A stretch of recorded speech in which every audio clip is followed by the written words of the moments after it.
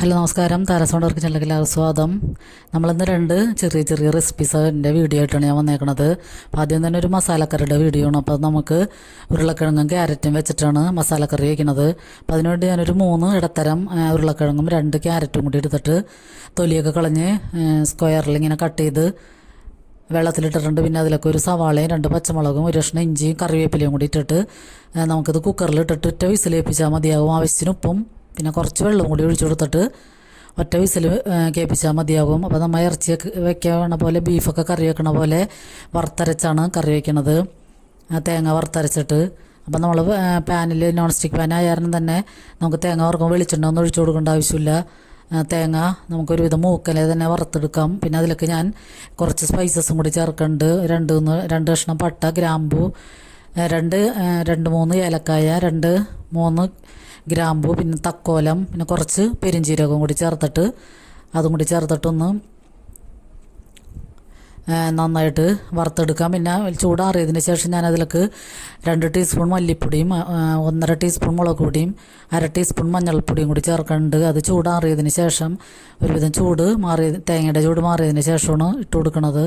എന്നിട്ടത് നന്നായിട്ട് ചൂടാറി കഴിഞ്ഞ് കഴിയുമ്പോൾ നമുക്ക് മിക്സിയിലിട്ട് അടിച്ചെടുക്കാം, നല്ല പേസ്റ്റ് പോലെ അടിച്ചെടുക്കാം. അപ്പോൾ നമ്മൾ തേങ്ങ വറുക്കുമ്പോൾ ഇത്തിരി കൂടുതൽ വറുക്കുകയാണെങ്കിൽ നമുക്ക് വേറെ കറികളൊക്കെ വെക്കുമ്പോൾ ബീഫോ ചിക്കനൊക്കെ വെക്കുമ്പോൾ ഇടാൻ പാകത്തിന് നമുക്ക് മാറ്റി വെക്കാം. അപ്പോൾ ഞാനിതിലൊക്കെ ആവശ്യമുള്ളത് മാത്രമേ ഇപ്പോൾ എടുക്കണുള്ളൂ. പിന്നെ ഞാനൊരു ബോട്ടിലാക്കി ഫ്രീസറിൽ സൂക്ഷിക്കുകയാണ് ചെയ്യുന്നത്. അപ്പോൾ നമുക്കിനിയും ചിക്കനോ ബീഫോ ഒക്കെ വയ്ക്കുമ്പോൾ അത് ചേർക്കാം. അപ്പോൾ തേങ്ങ വറുക്കുമ്പോൾ നമ്മൾ കൂടുതൽ ആയിട്ട് വറുക്കുകയാണെങ്കിൽ പണി എളുപ്പമാകും. അപ്പോൾ നമുക്ക് പിന്നെ ഇത് ഒന്ന് താളിച്ചിടാൻ വേണ്ടി ഞാൻ സവാളയും ഒരു പകുതി സവാള എടുത്തിട്ടുള്ളൂ. പിന്നെ ഒരു 5-6 വെളുത്തുള്ളിയും കുറച്ച് കറിവേപ്പിലയും കൂടി എടുത്തിട്ട് പാനിൽ വെളിച്ചെണ്ണ ഒഴിച്ച് അതൊന്ന് മൂത്ത് വരുമ്പോൾ നമുക്ക് ഈ അരപ്പ് ചേർത്ത് കൊടുത്തിട്ടൊന്ന് വഴറ്റിയെടുക്കാം. അപ്പോൾ ഇതിനാവശ്യമുള്ള ഗ്രേവി മതിയാകും. അപ്പോൾ ഞാൻ ഇത്തിരി ചെറിയൊരു ഗ്രേവിയിലാണ് ഉച്ചക്ക് ലഞ്ചിന് കഴിക്കാൻ പാകത്തിന് ചെറിയൊരു ഗ്രേവിയിലാണ് ഇതെടുത്തേക്കണം. അപ്പോൾ നമുക്ക് ബീഫില്ലെങ്കിലും ഇതുപോലെ നല്ല ബീഫിനേക്കാൾ വെല്ലുന്നൊരു നല്ല മസാലക്കറി ഇങ്ങനെ വെച്ച് നോക്കാം.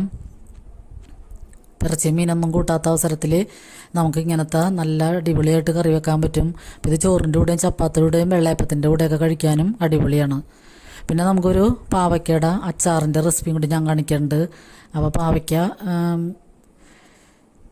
നമുക്ക് ചെറുതാക്കിയത് അരിഞ്ഞെടുക്കണം. അതിന് മുമ്പ് ചെറിയ ചൂടുവെള്ളത്തിൽ ഉപ്പിട്ടിട്ട് ഒരു 20 മിനിറ്റ് വരെ ഞാൻ അതിലേക്ക് വെച്ചതിന് ശേഷം 2-3 പ്രാവശ്യം കഴുകിയെടുത്തതാണ്. എന്നിട്ട് നമുക്കിത് ചെറിയ ചെറിയ കഷ്ണങ്ങളാക്കി അരിഞ്ഞെടുക്കാം. പിന്നെ ഉള്ളിലത്തെ കുരുവും അതിൻ്റെ പാടയൊക്കെ എടുത്ത് കളയണം. ചിലവരതൊക്കെ വെച്ചിട്ട് തന്നെ അച്ചാറിടണം കാണാം. പക്ഷെ അതൊക്കെ ചേർത്ത് കഴിയുമ്പോൾ കൂടുതൽ ഭയങ്കരമായിട്ട് കട്ടും കയ്പൊക്കെ ഉണ്ടാകും. അപ്പോൾ നമുക്കിത് ഇങ്ങനെ ചെറുതാക്കി അരിഞ്ഞതിന് ശേഷം ഞാനിതിലേക്ക് ഉപ്പിടുന്നുണ്ട്. പിന്നെ കുറച്ച് വിനാഗിരിയും കൂടി ഒഴിച്ചിട്ട് ആ പൂണി തന്നെ വെച്ച് നമുക്ക് ഒരു 20 മിനിറ്റ് നേരം വെയിറ്റ് ചെയ്യാം. അതിന് ശേഷം നമുക്കിത് നന്നായിട്ട് കൈകൊണ്ട് പിഴിഞ്ഞെടുക്കണം. അപ്പോൾ ഇടയ്ക്ക് ഇത് ഒന്ന് ഇളക്കി കൊടുക്കണം. വിനാഗിരിയൊക്കെ എല്ലായിടത്തും ഒന്നാവാൻ വേണ്ടി, സ്പ്രെഡ് ആവാൻ വേണ്ടി ഇടയ്ക്കൊന്ന് മിക്സ് ചെയ്തിട്ട് ഒരു 20 മിനിറ്റ് നേരം കഴിയുമ്പോൾ നന്നായിട്ട് നമുക്ക് പിഴിഞ്ഞെടുക്കാം. പിഴിയുമ്പോൾ തന്നെ കുറേ വെള്ളവും വിനാഗിരി ഒഴിച്ചതും ഇതിൻ്റെ കയ്പും ഉപ്പും എല്ലാം കൂടി ആ വെള്ളത്തിൽ കൂടി പോകും. പിന്നെ ഇത് നന്നായിട്ട് സോഫ്റ്റ് ആവുകയും ചെയ്യും.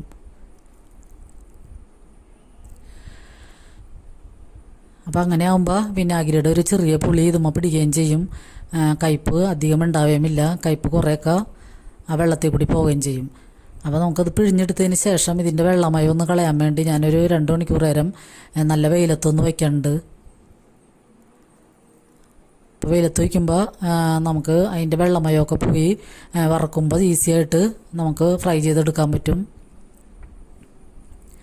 പാവയ്ക്കൊക്കെ കൂടുതൽ കിട്ടുകയാണെങ്കിൽ ഇങ്ങനെ അച്ചാറിട്ട് വെക്കുകയാണെങ്കിൽ നമുക്ക് ഓണത്തിനൊക്കെ ആയാലും ഉപയോഗിക്കാൻ പറ്റും. പാവയ്ക്കൊക്കെ എപ്പോഴും കിട്ടണമെന്നില്ലല്ലോ. അപ്പോൾ സീസൺ ആകുമ്പോഴാണ്, ഇപ്പോൾ ഈ ഓണത്തിൻ്റെ അവസരത്തിലാണ് പാവയ്ക്ക കുറേ വരണത്.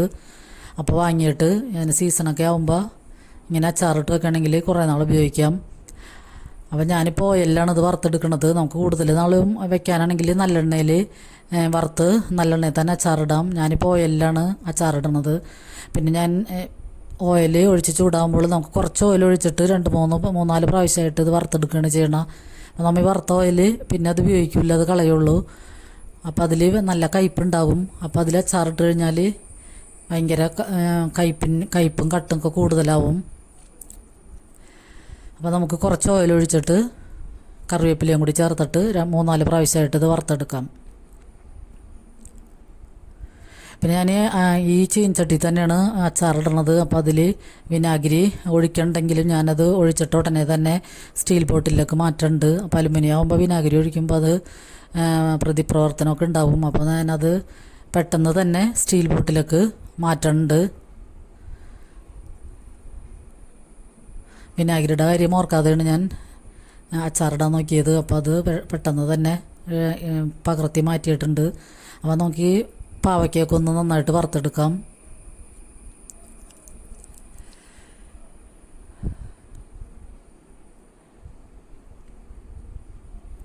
അപ്പോൾ പാവയ്ക്കൊക്കെ കിട്ടുമ്പോൾ ഇങ്ങനെയൊക്കെ എല്ലാവരും ഒന്ന് അച്ചാറുടെയൊക്കെ, അല്ലെങ്കിൽ നമുക്ക് ഇത് റൗണ്ടിൽ കട്ട് ചെയ്തിട്ട് ഉണക്കിയൊക്കെ എടുത്ത് വെച്ചാൽ പാവയ്ക്കൊക്കെ ഉണ്ടായിട്ടായിട്ട് നമുക്ക് വറുത്തെടുക്കിടക്ക് ഉപയോഗിക്കാം.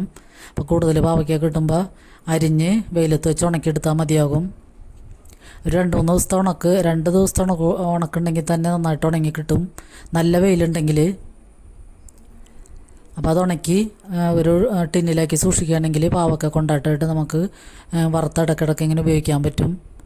അപ്പോൾ ഞാൻ ആ വറുത്ത ഓയിൽ കളഞ്ഞതിന് ശേഷം പിന്നെ കുറച്ചും കൂടി ഓയിൽ ഒഴിച്ചു കൊടുത്തിട്ട് അതിലേക്ക് ഒരു കഷ്ണം കായ ഇട്ടിട്ട് അതൊന്ന് വറുത്തെടുക്കുന്നുണ്ട്. പിന്നെ ഇതിലേക്ക് കടുകും ഉലുവയും പൊട്ടിക്കുകയാണ് ചെയ്യണത്. ഉലുവ പൊടിയല്ല ഞാൻ ചേർക്കണത്. ഉലുവ കടുകിൻ്റെ ഒപ്പം പൊട്ടിച്ചതിന് ശേഷം കുറച്ച് വെളുത്തുള്ളിയും പച്ചമുളകും കറിവേപ്പിലയും കൂടി ഇട്ടിട്ട് നമുക്കൊന്ന് വാട്ടിയെടുക്കാം. വെളുത്തുള്ളി ഞാൻ 2 അല്ലെങ്കിൽ 4 കട്ട് ചെയ്തിട്ടാണ് ചേർക്കണത്. വേണമെങ്കിൽ നമുക്ക് പേസ്റ്റാക്കിയും ചേർക്കാം. ഞാനിപ്പോൾ കട്ട് ചെയ്തിട്ടാണ് ചേർക്കണം. അപ്പം നമുക്ക് കായം പൊടിച്ച് മാറ്റി വെക്കാം. പിന്നെ കടുകും ഉലുവയൊക്കെ പൊട്ടിയതിന് ശേഷം വെളുത്തുള്ളിയും പച്ചമുളകും ഇട്ടിട്ട് അതൊന്ന് വാടി വരുമ്പോൾ തന്നെ നമുക്ക് മുളക് പൊടിയും മഞ്ഞൾപ്പൊടിയും ചേർക്കാം. മഞ്ഞൾപ്പൊടി കുറച്ച് മതിയാവും. 1/4 ടീസ്പൂൺ മഞ്ഞൾപ്പൊടിയും ഒരു 3 ടീസ്പൂണോളം മുളക് പൊടിയും കൂടി ചേർക്കണം. പിന്നെ ആവശ്യത്തിന് ഇപ്പോഴൊക്കെ ഉപ്പ് ചേർത്ത് കൊടുക്കണം. നമ്മൾ പാവയ്ക്കയിൽ ഉപ്പിട്ടിട്ടുണ്ടെങ്കിലും അതൊക്കെ പിഴിഞ്ഞ് കളഞ്ഞത് കാരണം അച്ചാറിൽ കൂടുതൽ ഉപ്പ് വേണ്ടി വരും. അപ്പോൾ കുറച്ചും കൂടി ഉപ്പ് ചേർത്ത് കൊടുക്കണം. പിന്നെ നമുക്ക് വിനാഗിരി ഇതിൻ്റെ ഇടക്ക് മുളക് പൊടിയൊക്കെ മൂത്ത് കഴിയുമ്പോൾ കുറച്ച് വിനാഗിരി ഒഴിച്ചിട്ട് അതിലേക്ക് അതൊന്ന് തിളച്ച് വരുമ്പോൾ നമുക്ക് പാവയ്ക്ക വറുത്തത് ചേർത്ത് കൊടുക്കാം. പിന്നെ നമുക്ക് പാവയ്ക്ക നന്നായിട്ടിരുന്ന് കുതിരണ കാരണം കുറച്ച് തിളപ്പിച്ചാറിയ വെള്ളവും കൂടി ഞാൻ ഒഴിച്ചു കൊടുക്കുന്നുണ്ട്. അപ്പോൾ നമ്മൾ ഇത് ബോട്ടിലേക്ക് വെക്കുമ്പോൾ നന്നായിട്ട് ഉണങ്ങിയിരിക്കും. അപ്പോൾ നമുക്ക് ആവശ്യത്തിനുള്ള ഗ്രേവിക്ക് വേണ്ടി കുറച്ച് തിളപ്പിച്ചാറിയ വെള്ളവും കൂടി ഒഴിച്ചു കൊടുക്കാം. അപ്പോൾ കൂടുതൽ നാൾ വെക്കാൻ വേണ്ടി അല്ലെങ്കിൽ പുറത്തേക്ക് കൊടുത്തെടുക്കാൻ ആണെങ്കിൽ വെള്ളം ചേർക്കരുത്. അത് നല്ലെണ്ണയിലാണ് ഇടാൻ പറ്റുള്ളൂ. ഇതിപ്പോൾ നമുക്ക് വീട്ടിലേക്ക് ഉപയോഗിക്കണ കാരണമാണ് ഞാൻ വെള്ളം ചേർക്കണത്.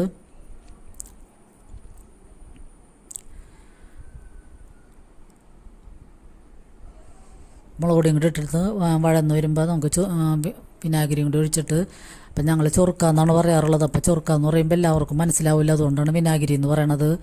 ഞങ്ങളിവിടെ നാട്ടിലൊക്കെ ചൊറുക്കാന്നാണ് വിനാഗിരിനെ പറയണത്. അപ്പോൾ വിനാഗിരി കൊണ്ട് ഒഴിച്ചെടുത്തിട്ട് ആവശ്യത്തിന് ഉപ്പും കൂടി ചേർത്ത് നമ്മൾ വറുത്ത് വെച്ചിരിക്കുന്ന പാവയ്ക്കയും കൂടി ചേർത്തിട്ടൊന്ന് മിക്സ് ചെയ്യാം. അപ്പോൾ ഒന്ന് തിളച്ച് വരുമ്പോൾ തന്നെ നമുക്ക് ഫ്ലെയിം ഓഫ് ചെയ്തിട്ട് അത് ഞാൻ ഗ്ലാസ് ബോട്ടിലേക്ക് പകർത്തി മാറ്റുന്നുണ്ട്. പിന്നെ അത് ചൂടാറി രാത്രി മുഴുവൻ ഇരുന്നതിന് ശേഷമാണ് ഞാൻ വേറൊരു ഗ്ലാസ് ടിന്നിലേക്ക് മാറ്റിയിട്ട് ഫ്രിഡ്ജിൽ വയ്ക്കണത്. നന്നായിട്ട് ചൂടാറിയതിന് ശേഷം നമുക്ക് ഗ്ലാസ് ബോട്ടിലേക്ക് മാറ്റി ഫ്രിഡ്ജിൽ സൂക്ഷിച്ചാൽ മതിയാകും. അപ്പോൾ ഈ 2 റെസിപ്പീസും എല്ലാവർക്കും ഇഷ്ടമായെന്ന് കരുതുന്നു. അപ്പോൾ എല്ലാവരുടെയും സപ്പോർട്ട് ഇനിയും വേണം. അപ്പോൾ ഇത് കണ്ടുകൊണ്ടിരിക്കുമ്പോൾ തന്നെ നിങ്ങൾ ലൈക്ക് ചെയ്യാൻ മറക്കരുത്. അപ്പോൾ വീഡിയോ കണ്ട് എല്ലാവരും ഒന്ന് സപ്പോർട്ട് ചെയ്യണേ. കമൻ്റ് ഇടാനും മറക്കരുത്.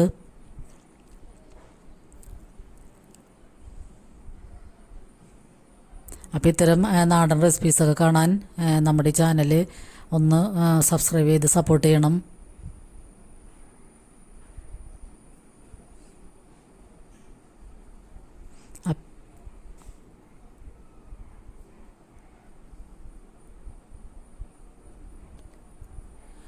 പിന്നെ നമുക്ക് ഇതൊന്ന് ബാലൻസ് ചെയ്യാൻ വേണ്ടി ഞാൻ 1 ടീസ്പൂൺ പഞ്ചസാര ചേർക്കുന്നുണ്ട്. പുളിയും കയ്പും എരിവൊക്കെ ഒന്ന് ബാലൻസ് ചെയ്യാൻ വേണ്ടി 1 ടീസ്പൂൺ പഞ്ചസാരയും കൂടി ചേർത്ത് കൊടുക്കണം.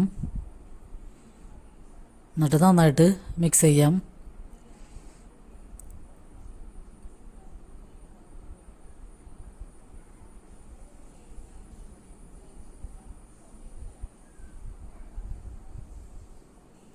അപ്പോൾ നമ്മുടെ അടിപൊളി പാവക്കച്ചാർ റെഡിയാണ്. അപ്പോൾ എല്ലാവർക്കും ഒരുപാട് ഒരുപാട് നന്ദി.